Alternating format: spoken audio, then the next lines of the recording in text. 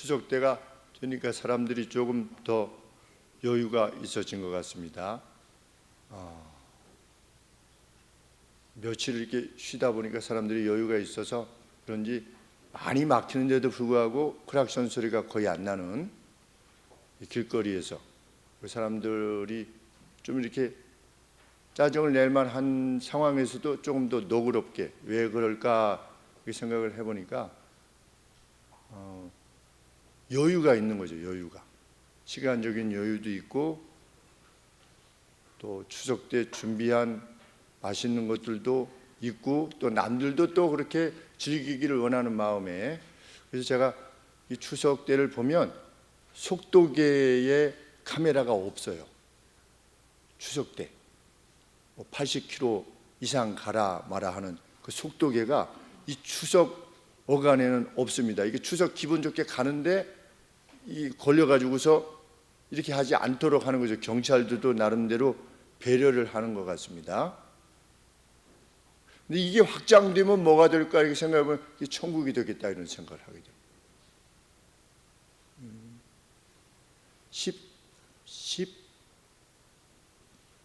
17세기 영국의 정치학자가 이렇게 말을 했다고 합니다. 모든 사람에 대한 모든 사람의 투쟁, 그것이 우리 인생이다.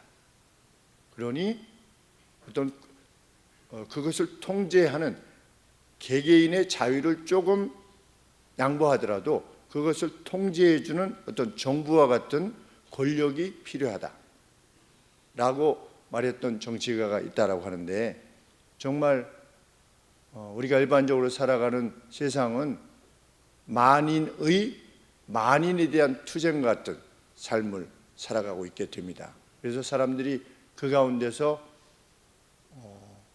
순간에 기쁨이나 행복은 있을지 몰라도 늘 미래가 두려워지고 또 걱정이 되고 이러는 가운데 그냥 일생을 살아가게 되는 것이 맞는 말인 것 같습니다.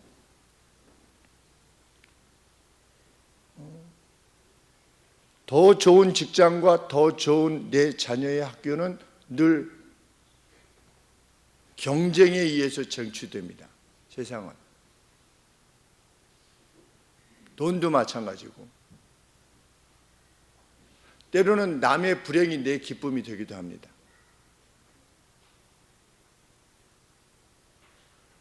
골프 시합에 나가서 다른 사람이 버디 찬스에서 공을 넣게 되기를 간절히 원하는 사람은 아마 아무도 없을 것 같습니다. 상대가 못 넣어야지, 보기를 범해야지 내가 이기는 그러한 식으로 사람들은 자신들의 인생을 살아갑니다. 우리 예수님을 믿는 사람들도 하나님에 대한 온전한 지식을 갖지 않으면 그렇게 인생을 살게 됩니다. 모르겠습니다. 이것이 제대로 마음을 먹는 건지 아닌지는 잘 모르겠지만 제가 우리 막내 우리 김현 성도가 임용고시를 보는데, 선생님이 되기 위해서 임용고시를 보는데 우리 아들만 꼭 합격시켜 주십시오 이렇게 기도를 못했습니다. 2년 전에 못했고 작년에도 못했고 그래서 안 됐는지 3수째 들어가니까 비로소 제가 이번에는 하나님 붙여주셔야겠습니다 이런 기도를 하게 됩니다. 이전에는 우리 아들만 붙고 다른 또 사람들은 떨어지고 그러니까 그냥 기도하는 거죠. 하나님 공부한 만큼 잊지 않고 공부한 것이 잘 생각나게 해주세요. 여기까지만 이렇게 기도했는데 금년에는 붙게 해주세요 이렇게 기도하게 됩니다. 왜냐하면 이제 임용고시 할 때 보통 3수 내지 4수를 한답니다. 보통. 그러니까 아들이 한 3년 고생했으니까 이제 붙여주셔도 그렇게 특별히 편애를 하는 것은 아니겠다 이런 생각이 드니까 이렇게 하나님 앞에 구하게 됩니다. 참 살아가다 보면 내 아들, 딸만큼이나 다른 아들, 딸이 자기의 잡을 지니지 못한 채로 있는 것이 너무 참 속상하고 마음이 아픕니다.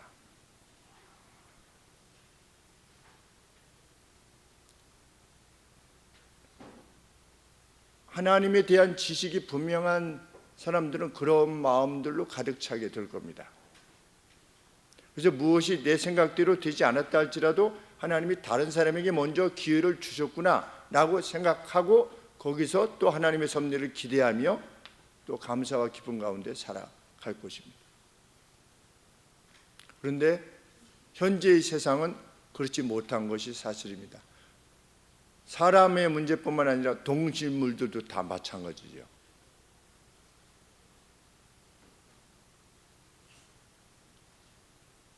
무엇이 죽어야만 우리가 에너지를 얻게 됩니다. 참 이게 먹을 때마다 그런 마음이 듭니다.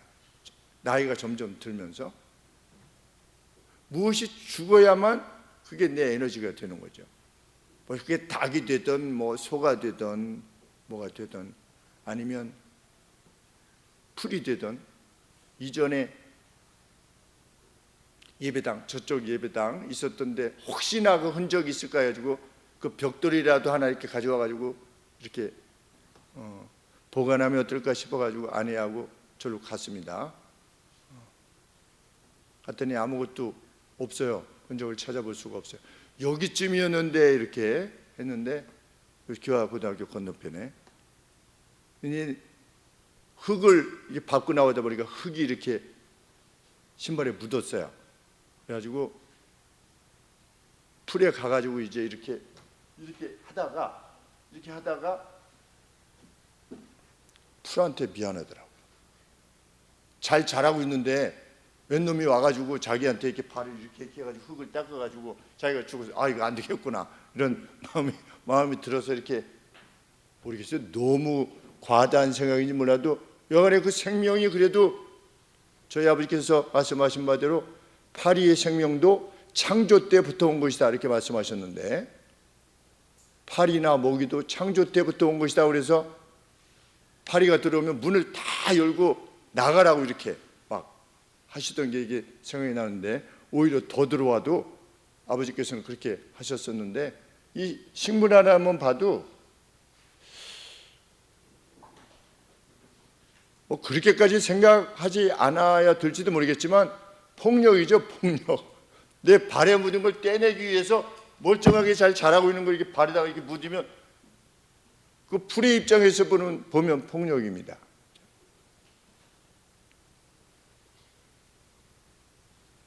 식물들끼리도 그렇게 경쟁을 한다고 하죠. 무엇을 위해서? 햇빛을 위해서. 햇볕을 보기 위한 잎을 그쪽으로 내는 거죠. 가지를 그쪽으로 내고 그래서 뭐가 이게 걸리적거리면 어떻게 하는 겁니까? 덮어가지고 다 고사시키는 겁니다. 그래서 우리 이강훈 형제님께서 그 마당에 있는 그 모습들을 식물들의 서로 이렇게 싸우는 모습을 보면서 야 식물들 세계도 아주 잔인하구나. 그냥 죽이는 겁니다. 다 자기 생존을 위해서 물을 마시기 위해서 뿌리 쪽을 그쪽으로 해서 어떤 다른 것들의 뿌리가 오면 그것을 고사시키는 거죠. 식물의 세계도 마찬가지고 동물의 세계도 마찬가지고 동식물은 그렇다 할지라도 생산되는 식량으로 온 세상 사람들이 먹을 수 있는데도 불구하고 사람들은 왜 그렇게 투쟁으로 만인에 대한 투쟁으로 살아갈 수밖에 없는가? 세상에서 지금 생산되는 곡물이 충분히 모든 세상 사람들을 다 먹일 수 있다고 하지 않습니까? 그런데 40%가 생산되는 곡물의 40%가 버려진대요. 그래서 8억 명이 되는 사람이 먹지 못하는 거랍니다. 그런데 그것이 잘 분배만 되면 8억 명이 아니라 10억 명이 먹을 수 있는 식량이 매년 사라지는 거죠. 버려지기도 하고 제가 듣기로는 뭐 캘리포니아 앞쪽에 그 곡물 가격 조정을 위해서 일부러 밀 같은 것들을 갖다 버리는 그러한 일도 있었다고 하는 것을 듣게 되는데 그렇게 남아도는 식량이 있는데도 불구하고 왜 사람들은 늘 불안과 투쟁의 태도로 자신의 생애를 소비하고 있는 걸까? 왜? 세상에 대해서 세상을 다스리는 그 어떤 존재가 없다고 믿기 때문입니다. 세상은 무정부라고 생각하기 때문입니다.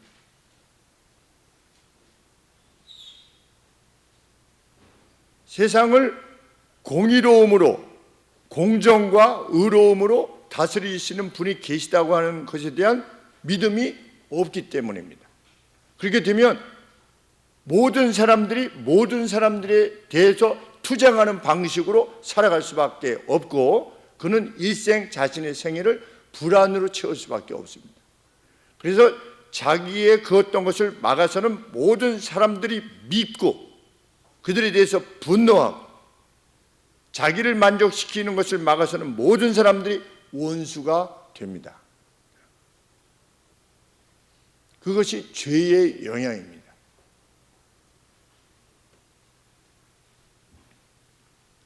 의로움과 공정으로 세상을 다스리시는 신 존재가 계시다고 믿지 않는 한 세상 사람들은 불안과 압박과 폭력의 방식으로 세상을 살 수밖에 없게 되는 것입니다. 그런데 과거 하나님의 백성인 이스라엘 사람들의 그 성전이 있었던 예루살렘에서도 그러한 일이 일어났다는 겁니다. 그것이 이사야 선지자가 말하고자 하는 바입니다. 지금부터 약 2700년 전, 예루살렘이 멸망하기 전 한 140년, 130년 전에 하나님께서 이사야 선지자를 통해서 예루살렘 거민들에게 또는 예루살렘 안에 살고 있었던 하나님을 신뢰했던 이들에게 보낸 말씀이 바로 이 이사야 선지자의 말씀입니다. 누구에게 특별히 보냈느냐? 예루살렘에 살던 거민들을 위해서 특별히 보내셨습니다. 예루살렘에 살던 거민들은, 거주민들은 아브라함의 후손들입니다. 다 아브라함의 자손들입니다. 그들에게는 제사가 있었습니다. 그들에게는 성전도 있었고 법궤도 있었습니다. 그런데 그들이 살아가는 방식은 마치 세상을 세상을 의로움으로 다스리시는 분이 마치 없는 것처럼 행동했던 겁니다. 제사장도 그랬고, 선지자도 그랬고, 관원들도 그랬고, 다 누구입니까? 오늘로 치면 교회 다니는 사람들입니다. 예수님을 믿는다고 하는 사람들입니다. 그런데도 불구하고 그 사람들이 투쟁의 방식으로, 탈취의 방식으로 살아갔습니다. 그것은 무엇을 의미하느냐? 그들이 하나님의 공의와 하나님의 다스림, 하나님의 의로움을 믿지도 않았고 신뢰하지도 않았다는 겁니다. 하나님의 백성이었지만 하나님 백성답게 살지 않았습니다. 그들은 서로 간에 고통을 주고 받았습니다. 그것이 예루살렘 거민들이 살아갔던 삶의 방식이었습니다. 하나님은 이사야 선지자를 통해서 그들의 죄를 책망하신 것이고, 그들 가운데 그래도 하나님을 신뢰하면서 살고자 했던 이들에게 용기와 격려를 주시려고 이 말씀을 주신 겁니다.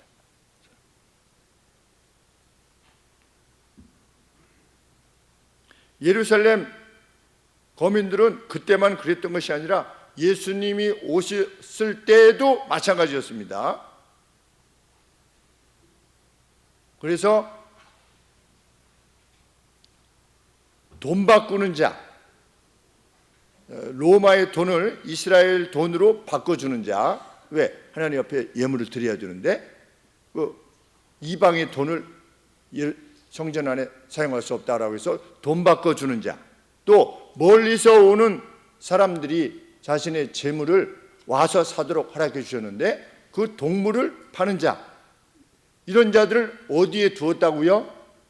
성전 안에 이방인의 뜰이라고 하는 곳에 이방인들이 와서 솔로몬이 성전을 건축하고, 지금부터 3000년 전에 성전을 건축하고 거기서 기도할 때 이방인들이 와서 여기서 하나님 앞에 구하거든 그들의 소리를 들어주시옵소서. 솔로몬이 이렇게 해서 낙성식을 했던 이 하나님의 성전 안에 그 이방인의 뜰에 돈을 바꿔주는 사람, 그리고 재물을 파는 사람들로 가득 차게 해가지고 이방인들이 와서 경배하지 못하도록, 기도하지 못하도록 한 것입니다. 성전이 건축되고 나서 1000년이 지났어도 마찬가지로 예루살렘의 사람들은 마치 다스리시는 분이 없는 것 같이 종교 생활은 했습니다. 그런데도 불구하고 다스리는 자가 없는 것 같이 행동했던 겁니다.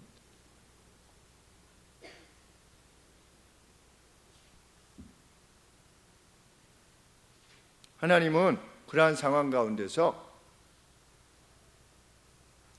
하나님을 섬기지 않았던 자들에게, 그리고 하나님을 참으로 신뢰했던 이들 둘 다에게 역사를 다스리시는 분이 정말 현지하여 계시다라고 하는 것을 보여주시기 위해서 이사야 선지자를 통해서 예언케 하신 겁니다.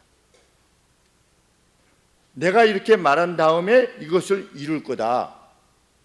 그렇다면 나의 신 존재에 대한 증명이 되지 않겠느냐, 이렇게 하나님이 말씀하시는 것입니다. 우리 이사야서 41장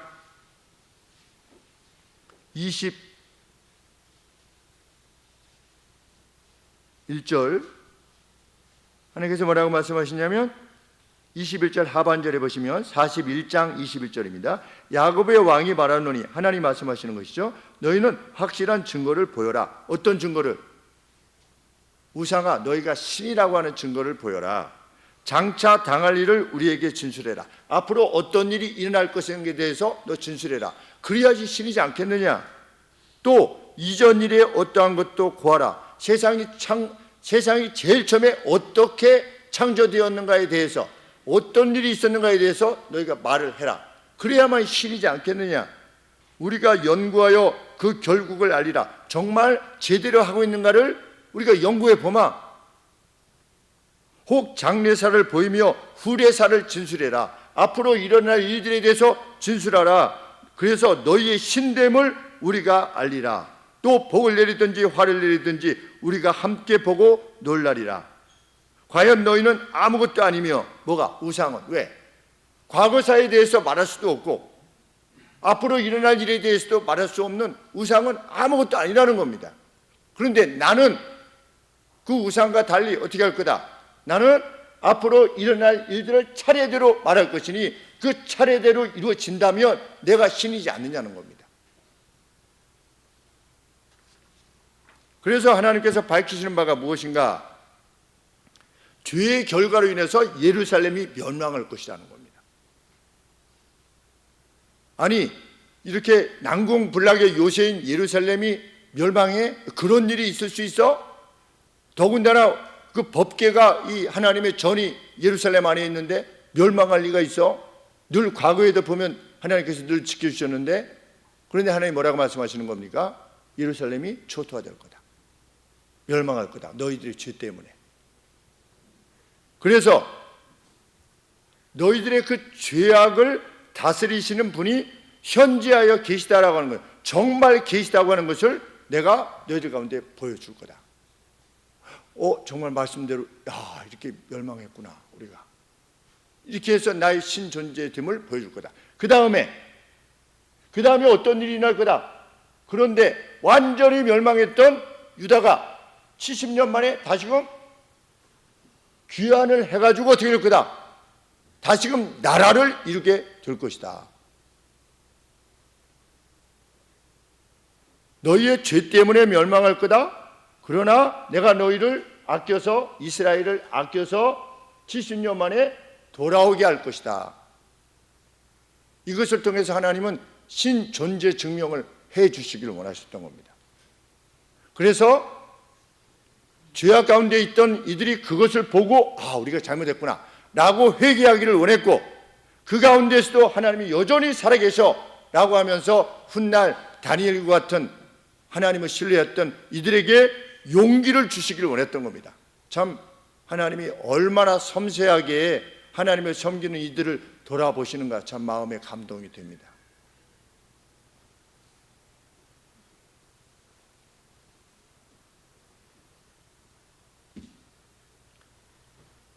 (70년) 만에 돌아올 것이다. 두 번째 예언입니다. 세 번째 내용이 뭐냐? 내가 새로운 창조를, 뉴 크리에이션, 새로운 창조를 이룰 건데, 요 70년 뒤에 새로운 창조를 이룰 건데, 이 새로운 창조를 이루는 그 시작으로 한 인물을 보낼 거다. 어디로부터 오는 인물이다? 11장 1절에 이새의 줄기에서, 이새의 가게에서, 다윗의 아버지가 이새죠. 이새의 줄기에서, 여기 줄기가 뭐냐면 구루터기인데 다 나무가 이렇게 다 잘려진 이 구루터기를 말하는 겁니다. 예루살렘이 멸망하고 다 포로가 돼서 잡혀가면 나라가 끝장나는 거죠. 그러면 그 가운데 하나님께서 뭐라고 약속하셨습니까? 다윗의 후손 가운데 세상의 새로운 창조를 이룰 것이라고 하시는 그분이 올 거라고 그랬는데, 이제 유다가 멸망했다고 하는 것은 다윗의 아들, 손자, 이게 왕위가 계속 이어져다가 어떻게 된 겁니까? 유다의 멸망과 함께 다윗의 왕가가 끝장나는 겁니다. 마치 나무가 있는데 그냥 밑둥까지 다 잘려버린 것 같은 그러한 상태가 되는 거지요. 그래서 하나님의 약속은 다 끝났다라고 생각되는 바로 그 시점에도 하나님은 무엇을 이루시겠다? 이새의 줄기에서 무엇이 나올 거다? 순이 날 것이다. 한 순이, 우리 나무 잘린 데서 이렇게 올라오는 순을 생각하시면 될 겁니다. 다 죽었다라고 생각이 드는데 옆에서 이렇게 순이 이렇게 하나 나와가지고 이 순이 자라서 어떻게 될 거다? 가지가 돼가지고 거기서 풍성한 열매를 맺게 될 거다. 그러면 이 이새의 순이 뭐냐? 이새, 다윗, 아들 이렇게 쭉 가다가 이 순이 누구냐? 예수님이신 겁니다. 내가 그 일을 이루겠다는 겁니다. 하나님이 섬세하십니다. 이 말씀을 받았을 때 당시의 사람들에게 예루살렘의 멸망을 말씀해 주시는 겁니다. 그 다음에 70년 만에 귀한 그 뒤에 다시금 나라를 이루어서 그 가운데 다윗의 후손 가운데 순이 나오는 그 일이 발생하게 될 거다. 그것이 1절의 말씀입니다. 이새의 줄기에서 한 싹이 나며 그 뿌리에서 한 가지가 나와 결실하게 될 것이다. 이것이 내가 역사에 대해서 지니고 있는 목적이다. 지금부터 2700년 전에 하나님께서 이사야 선지자를 통해서 주신 말씀입니다. 신약은 약속대로 그 인물이 오셨음을 기록한 겁니다. 구약에 약속되어진 그 순이, 이새로부터의 그 순이 오셨다고 하는 것이 바로 그 내용입니다. 마태복음 1장 1절에 보시면 여러분들이 잘 아시는 마태복음 1장 1절에 아브라함과 다윗의 자손 예수 그리스도의 족보다, 지니얼로지다. 족보다. 아브라함 이삭을 낳고 계속 낳지요. 그렇죠? 네. 낳고 나서 누굴 낳았습니까? 6절에 보시면 다윗을 낳으니라. 이새는 다윗 왕을 낳으니라. 다윗은 낳고 해서 어떻게 됐습니까? 11절에 보시면 바벨론으로 포로되어 갈 때에 요시야는 여고냐와 그의 형제를 낳으니라. 이미 다 끝장났어요. 바벨론으로 사로잡혀 갔어요. 유다는 다 멸망했어요. 끝장났어요. 그럼에도 불구하고 역사를 이끌어 가시는 하나님의 역사는 계속됐다는 거죠. 12절 말씀에 바벨론으로 이거한 후에 그 여고냐가 누굴 낳았다? 스알디엘을 낳고 스알디엘은 스룹바벨을 낳고 낳고 나서 누가 낳았다? 16절에 야곱은 마리아의 남편 요셉을 낳았으니 마리아에게서 그리스도라 칭하는 이 그루터기로부터 새순이 되시는 예수가 나시니라. 나는 역사전에 말하고 그것을 이룬다는 겁니다. 그 하나님을 우리가 섬기고 있는 겁니다. 그 하나님을 역사 속에서 자신의 살아계심을 이미 확증해 주신 수많은 사건, 예언과 성취를 통해서 하나님의 현재하심을 확인시켜 주신 것입니다. 그 인물이 오셨습니다. 그 인물에 대한 예언의 내용은 무엇입니까? 2절 말씀에 여호와의 신, 여호와의 스피릿, 여호와의 영, 꼭 성령이라고 말하지 않아도 여호와의 영이 곧 지혜와 총명의 영이요 모략과 재능의 영이요 지식과 여호와를 경외하는 영이 그 위에 내릴 것이다. 우리 예수님께서 세례 받으신 이후에 요단강가에 서셨을 때 성령이 비둘기와 같이, 비둘기 모양이라고 밖에 말할 수 없는 그 성령의 강림이 누구에게 있었다? 예수 그리스도 위에 내리셨다. 이 예언의 성취인 겁니다.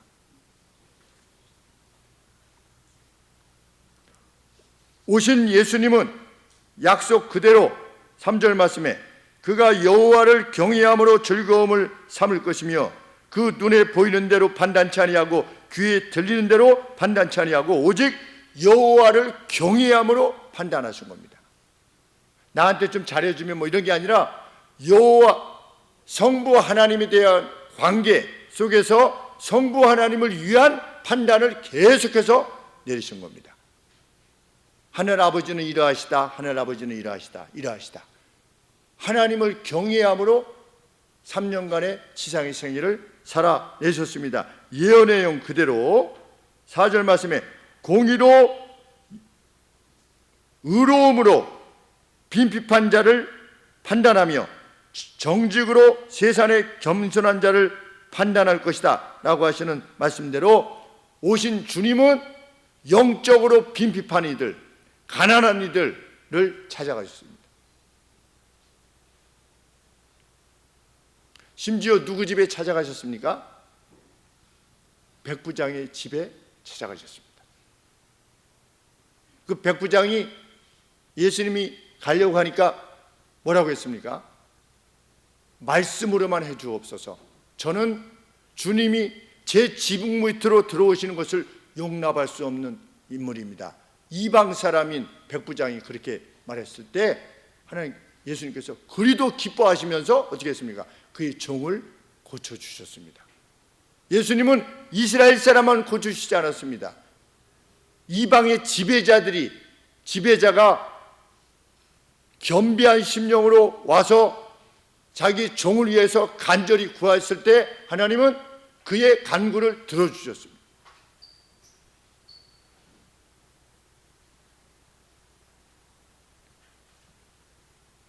예수님은 가난한 자들을 찾아가셨습니다. 약속대로. 여기서 말하는 가난한 자는 돈이 없어서 가난한 자가 아니라 영적으로 가난한 이들 말하는 것입니다.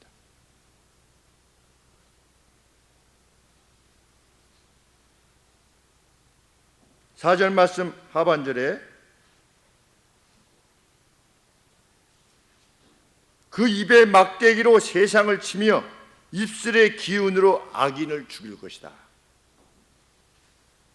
누가 악인입니까? 앞서 말씀드린 바와 같이 이방인들은 우습게 여겨가지고 야 이방인들은 너 뭐 기도할 필요 없어. 자기들도 믿지 않았잖아요. 기도의 능력을.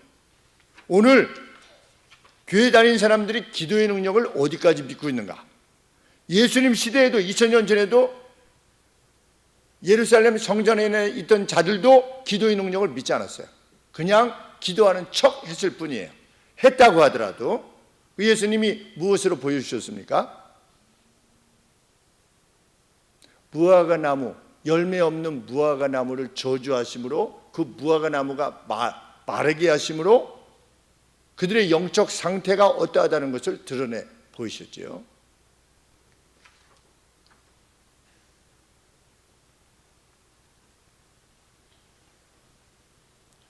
오신 예수님은 이방인의 뜰에 동물을 파는 것을 놓아둠으로 돈을 바꿔주는 그 좌판을 버려놓음으로 하나님께로 향한 경배를 막았었던 자들에 대해서 어떻게 하셨습니까? 우리 주님이 채찍을 드셨습니다. 그리고 어떻게 했습니까? 다 몰아내셨습니다. 채찍으로. 예수님이 분노하셨습니다. 예언 그대로입니다. 4절 말씀에 그 입의 막대기로 세상을 치며 입술의 기운으로 악인을 죽일 것이며. 누가 악인입니까? 누구의 영혼도 사랑하지 않는 자가 악인입니다. 누가 하나님 앞에서 악인일까요?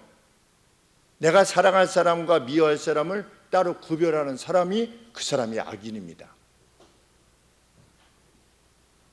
내 편, 네 편을 가리는 그 사람이 악인입니다. 하나님의 지식을 아는 사람은 내 편, 네 편을 가릴 수가 없습니다. 내 가족, 네 가족을 가리지 않는 겁니다. 내 자녀가 잘 되기를 원하는 것만큼이나 다른 자녀가 잘 되기를 위해서 간절한 간구를 가지고 하나님 앞에 호소하는 사람이 의인이고 하나님의 사람입니다. 현재하는 하나님이라고 하는 신, 공의의 신, 의로움의 신, 공평의 신을 섬기는 사람만이 그렇게 기도할 수 있습니다. 은밀하게. 그리고 그렇게 헌신할 수 있습니다.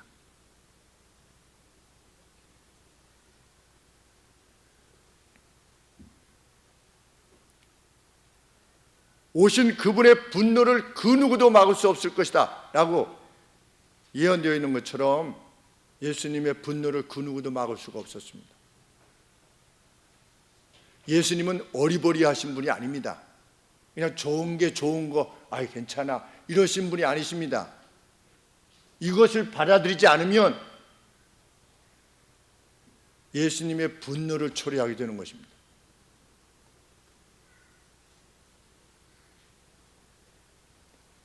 하나님께서는 이 이세의 순으로부터 그 예수님이 시작하실 그 하나님의 나라에 의한 통치가 궁극적으로 이루어지게 될 날이 반드시 도래할 거다. 그래서 하와의 죄로 말미암아 발생하게 된 그 원시적 무질서, 그것이 다시금 회복해 되는 날이 반드시 도래할 거다. 누가 그 일을 이룰 거다? 이세의 순이 이루실 것이다.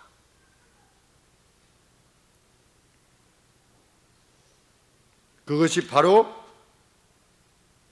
6절 이하에서 언급되어지는 내용입니다.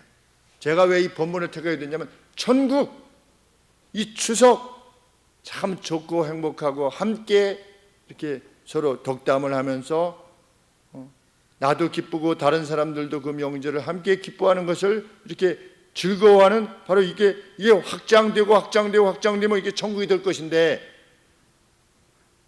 우리 하나님이 궁극적으로 이 보이는 절망스러운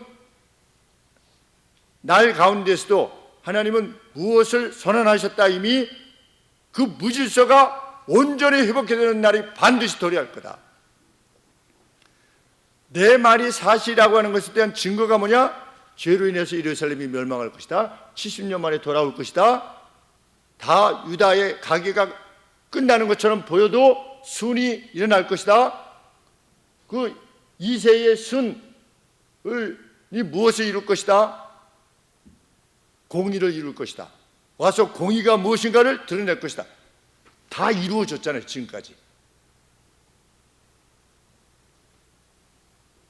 그런데 그분이 2000년 전에 오셔서 시작하신 그분이 궁극적으로 결정하고 이뤄나가는 게 뭐냐?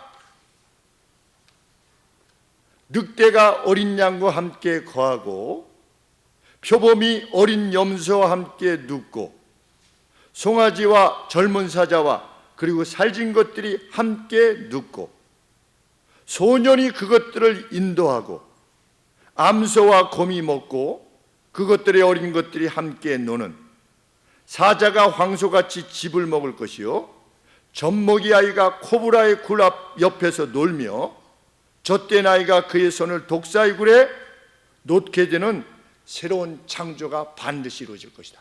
그것이 내가 완성할 나라다. 새 창조다. 지금 하나님이 누구에게 이 말씀을 주시는 겁니까? 특별히 훗날 다니엘과 같은 인물에게. 오늘 어떻게 보면 예루살렘의 그때와 같이 하나님을 섬긴다고 하지만 하나님을 섬기는 무리들의 모습이 이렇게 막 기쁘고 복되고 막 이런 것이 아니라고 여기는 가운데서 믿음 안에서 많이도 괴롭고 힘든 이들에게 하나님이 이 말씀을 주심으로 격려하고자 하시는 겁니다. 내가 반드시 그날을 너에게 줄 거다. 이미 승리는 결정 나 있는 겁니다. 제가 어렸을 때 만화를 보면 1, 2, 상중 하편이 있으면 하를 먼저 봅니다. 당연히 권선징악이죠. 주인공이 항상 이겨요. 그렇죠? 그러면 이 주인공이 이긴 것을 여기 염두에 두었기 때문에 그 과정에서 주인공이 막 중간에 위기를 당하고 괴로움을 당해도 만화를 보면서 아무런 걱정이 안 드는 거예요. 왜? 이미 결정이 나 있으니까. 3편의 마지막 결론이 주인공이 승리하는 거니까. 성경은 우리에게 어렵지 힘들지 내가 너와 함께하게 이런 정도가 아니라 이미 승리가 결정 나 있다는 겁니다. 하나님의 열심, 나의 열심으로 그것을 이룰 거다. 어디 인류가 언제 한번 하나님의 뜻에 맞춰서 자기들을 맞춰가지고 하나님이 너희 인류가 이렇게 내 뜻을 따르니까 내가 너희들 이렇게 위해서 해주마 이런 적이 있었습니까? 없습니다. 역사는 늘 하나님을 멀리해 왔습니다. 특별히 이스라엘 역사도 그랬습니다. 하나님께서 출애굽하게 하신 이후로 멸망할 때까지 어느 때 너희들이 나를 제대로 섬긴 적이 있느냐. 그럼에도 불구하고 하나님은 마지막 승리를 목적하시고 인류를 이끌어 가시는 겁니다. 그 하나님의 약속을 신뢰하고 나가는 이들이 기뻐할 이유인 겁니다. 오늘 우리들이 보는 현실이 어떠하든 관계없는 겁니다. 예루살렘에 살던 가령 예루살렘에 살았겠죠. 다니엘 같은 인물이 가령 다니엘이 그런 예루살렘에 살게 되었을 때 다니엘이 주전 606년에 1차 침공 때 바벨론의 느부갓네살에 의해서 사로잡혀 갔습니다. 그럴 때 사로잡혀 가기 전에 그 예루살렘의 모습을 볼 때 다니엘의 심정이 어떻겠습니까? 다니엘 세 친구들이. 그러나 그들이 무엇을 믿은 겁니까? 궁극적인 승리를 믿은 겁니다. 왜?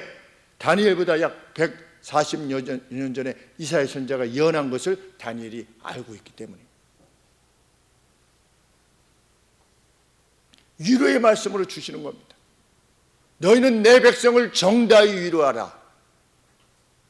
재난이 있을 거나 회복할 거다 내가. 그리고 최종적으로 궁극적인 승리가 너에게 주어질 거다. 우리는 80년 아니면 90년 정도의 생애를 마치고 그 승리에 동참하게 될 것입니다.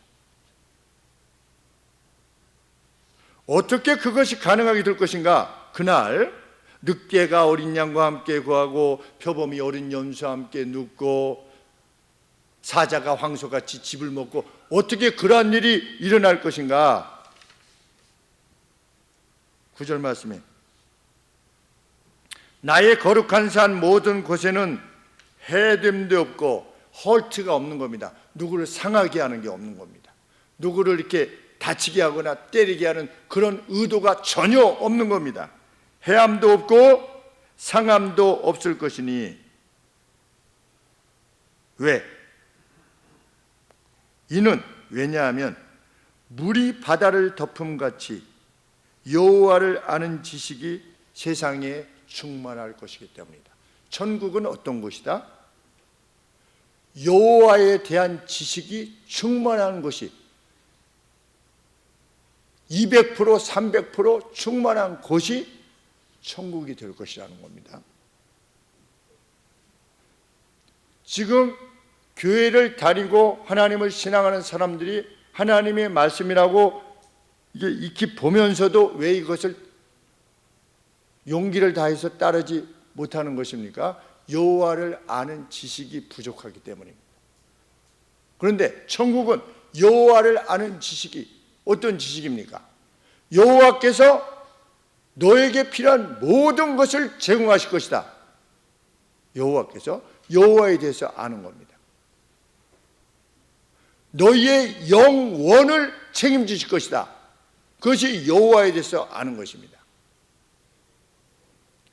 너희의 탈취와 너희의 투쟁과 너희의 꾀, 너희의 뇌물 이런 것들이 너희를 생존케 하는 것이 결코 아니다 라고 하는 것, 그것이 투쟁이 만인에 대한 투쟁이 살아가는 방식이 아니라고 하는 것을 아는 것, 그것이 하나님에 대한 온전한 지식인 겁니다. 그런데 천국에는 그 지식이 넘칠 것이래요. 누구라도. 그래서 거기는 다시는 서로 간에 해함도 상함도 미움도 왕따도 없게 될 거래요. 따돌림도 없게 될 거고.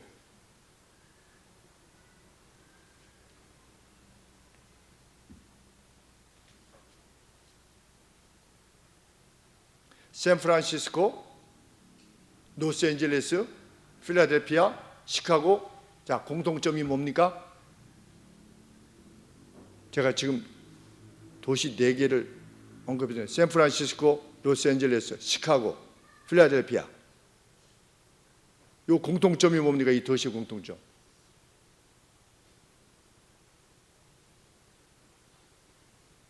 절도와 마약이 넘쳐나는 곳이 되어가고 있다. 이 도시들이. 제가 브라질에 가서 선교사님께 말씀 듣기로는 브라질은 한 달에 한 번인가 2번 정도 갱이 백화점을 습격한대요. 한 5, 60명 갱이. 그럼 백화점을 습격하면 그날 백화점에 왔던 사람은 재수가 없는 거예요. 그래가지고 자기가 가진 모든 것을 내놓고 가야 된대. 근데 군대도 경찰도 그것을 못 막는데요. 야, 무슨 이런 나라가 다 있냐. 사거리에 가다가 이 오토바이를 타고 오는데 2명이 탔다면 틀림없이 강도래요. 뒤에서 타는 사람이 권총으로 유리창을 깨트리고 돈 내놓으라고 한대요. 그러면 그날 걸리는 사람이 재수 없는 사람이래요. 아무도 그 사람을 도와주려 하지 않는데요. 그 브라질이래요.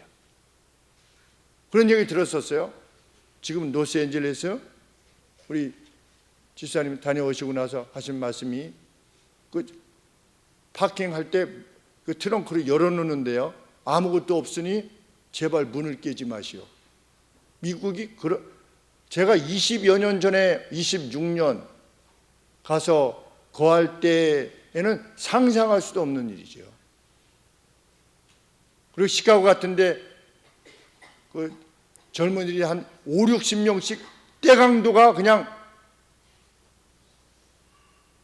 백화점을 습격해가지고 그 안에 있는 걸 다 약탈하고. 지금 미국이 그렇게 되고 있는데 왜 그럴까요?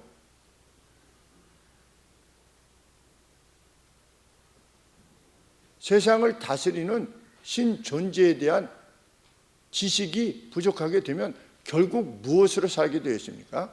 투쟁으로 살게 되어 있습니다. 자신들이 어디를 약탈하면서도 자기들 마음에 무엇이 있는 겁니까? 우리는 가난해. 너희들은 많이 가졌어.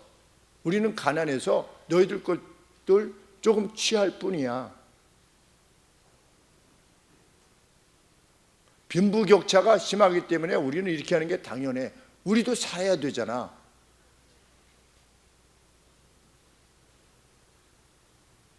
미국의 교회가 성경의 본질적인 가치로부터 점점 멀어지고 있는 것이 틀림없지요. 교단들이 성경과 다른 결정을 내리고 있기 때문에. 교단이 장로교 같지요? 감리교 같지요? 침례기만 조금 남았는데 침례가 제일 많긴 하지만 하나님으로부터 멀어지면 인생은 그냥 투쟁하며 사는 겁니다. 자기 부인하고도 투쟁하고 남편하고도 투쟁하고 자기 자녀하고도 투쟁하고 자녀는 부모하고 투쟁해서 내가 원하는 것을 얻어내려고 하고 무엇 때문에 그러느냐? 하나님에 대한 지식이 없기 때문에.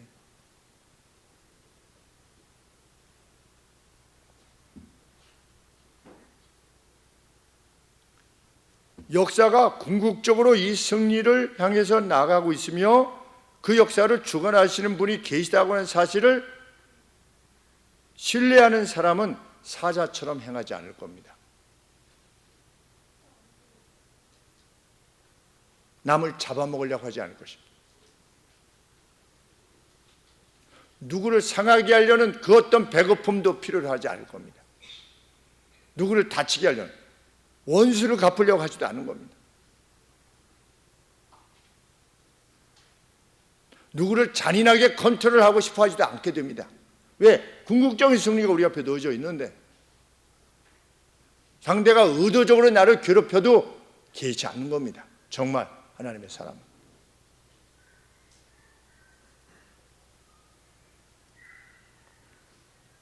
이 하나님의 지식이 누구에게 임했느냐? 삭개오에게 임했죠. 삭개오의 인생은 어땠습니까? 로마의 학정에 빌붙어서 거기서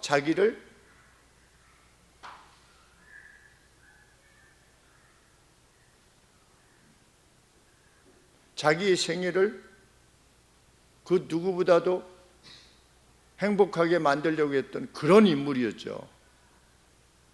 그래서 로마에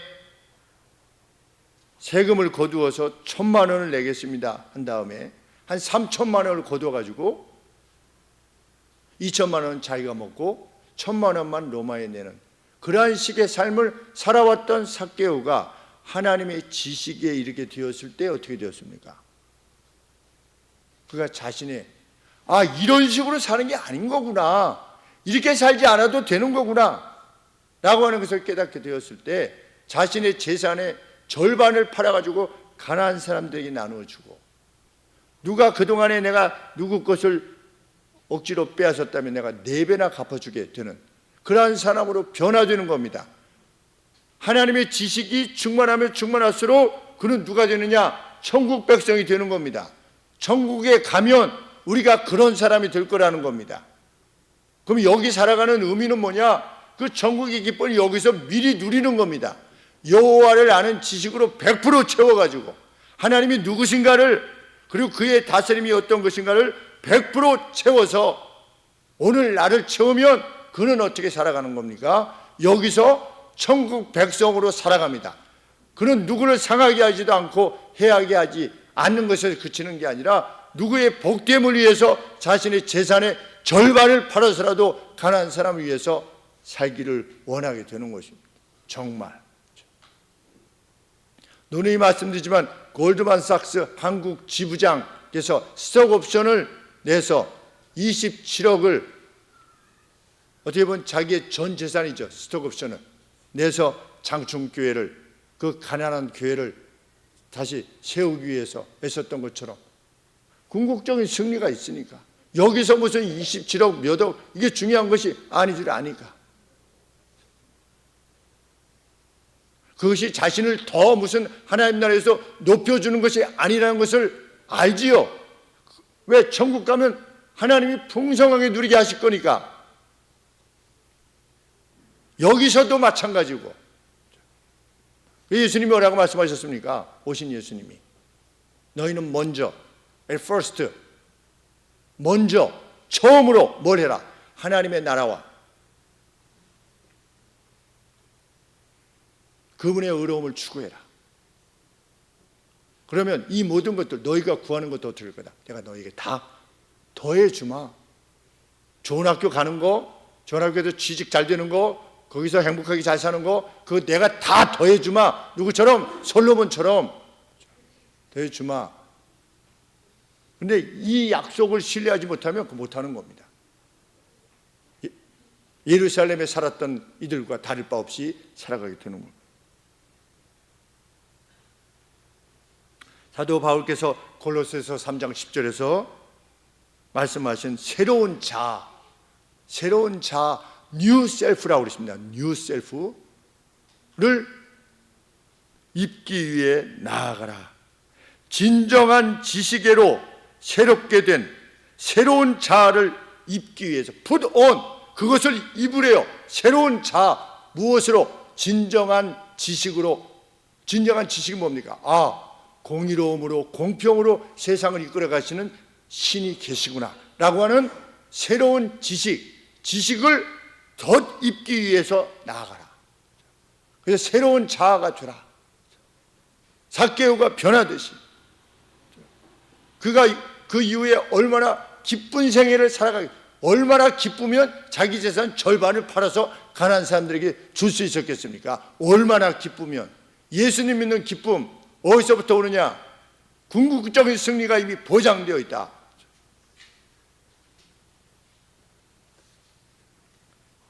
마지막 10절 말씀처럼 그날에 이새의 뿌리에서 한 싹이 나서 만민의 배너로 설 것이다. 만민의 깃발로 설 것이다. 열방이 그에게로 돌아오리니 그 거한 곳이 영화로우리라 는 말씀대로 예수님이 오셔서 열방을 위한, 모든 민족들을 위한 깃발로 서 계시지 않습니까? 지금 세상의 모든 200여국 나라의 깃발로 서 계시지요. 말도 안 되는 말씀, 2700년 전의 예언이 지금 2700년 뒤에 이루어지고 있지 않습니까?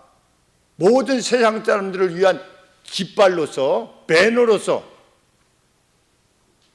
예수님께서 우리와 함께 하시죠.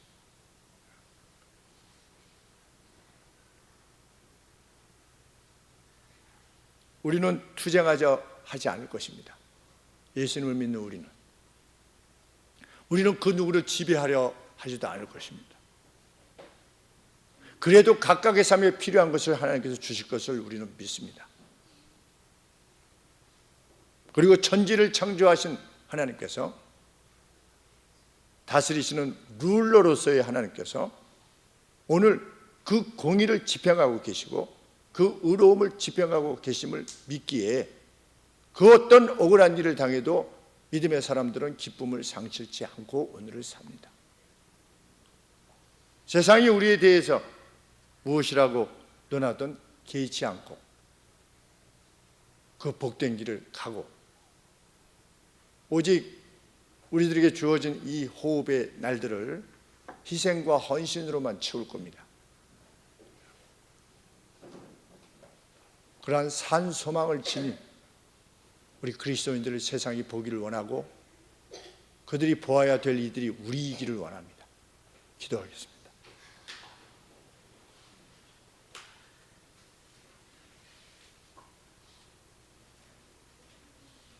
미리 말씀하시고 이루시는 하나님,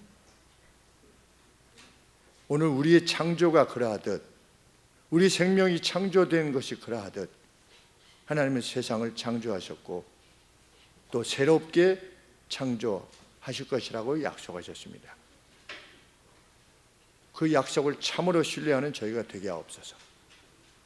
세상은 우연의 연속으로 역사가 이루어지는 것이 아니라 역사에 대한 목적을 지니고 계신 하나님에 의해서 이루어져감을 확신케 하옵소서. 하나님은 우리가 필요한 모든 것들을 공급하실 것이요 영원히 공급하실 것을 믿게 하옵소서.